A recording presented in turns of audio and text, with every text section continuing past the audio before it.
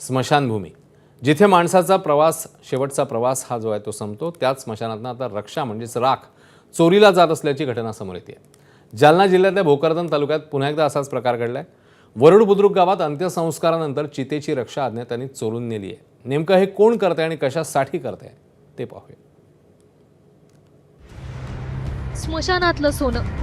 लोकशाहीर अण्णाभाऊ साठेंची कथा ही सगळ्यांनाच परिचयाची. या कथेसारखाच काहीचा प्रकार जालन्यात घडलाय. वरुड बुद्रुक गावातील राहीबाई पाटील यांचं 4 दिवसांपूर्वी निधन झालं. त्यांच्यावर विधिवत अंत्यसंस्कार झाले. तिसऱ्या दिवशी कुटुंबीय रक्षा विसर्जनासाठी स्मशानात पोहोचले, पण चितेची रक्षा तिथे नव्हती. अज्ञातांनी ती चोरून नेल्याचं समोर आलं.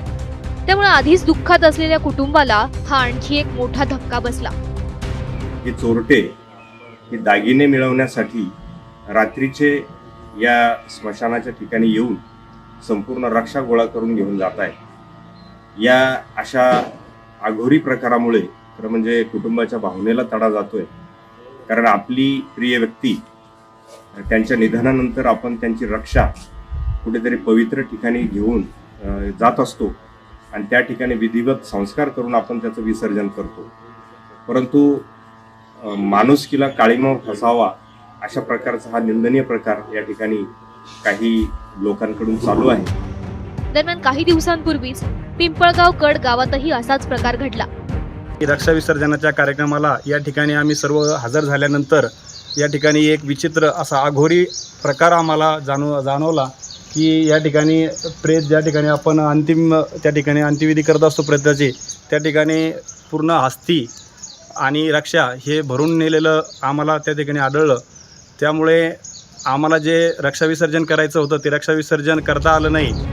अनेक कुटुंब दुःखात असतात, त्यामुळे पोलिसात तक्रारही करत नाही. यामुळे तपास होत नाही आणि असे प्रकार पुन्हा पुन्हा घडत राहतात. तर काहींनी यामागे अंधश्रद्धा असल्याचं म्हटलंय. त्या राखीमध्ये जर महिला असेल तर तिच्या अंगावर सोनं नाणं असतं साहजिकच, आणि आता सोन्याचे भाव गगनाला भिडले आपल्याला माहिती.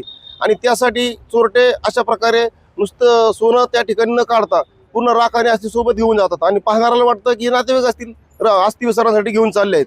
तर एकतर नातेवाईकांनी तिथं खडा पहारा देणं आवश्यक आहे, किंवा या बाबतीमध्ये समाज प्रबोधन होणं गरजेचं आहे की अशा घटना घडू नये. यासाठी याच्या पाठीमागची पार्श्वभूमी अशी की स्वतः त्या संबंधित कुटुंबाने रीतसर तक्रार द्यावी. स्मशानभूमीसारख्या ठिकाणी अशा घटना घडणं गंभीर आहे. याकडे योगायोग म्हणून पाहण्याची वेळ आता संपली आहे. यामागचं खरं कारण शोधणं, तपासणं गरजेचं आहे. यातूनच हा प्रकार मानवी लोभ की अंधश्रद्धा याचं उत्तर मिळेल. रवी मुंडे, ABP माझा, जालना.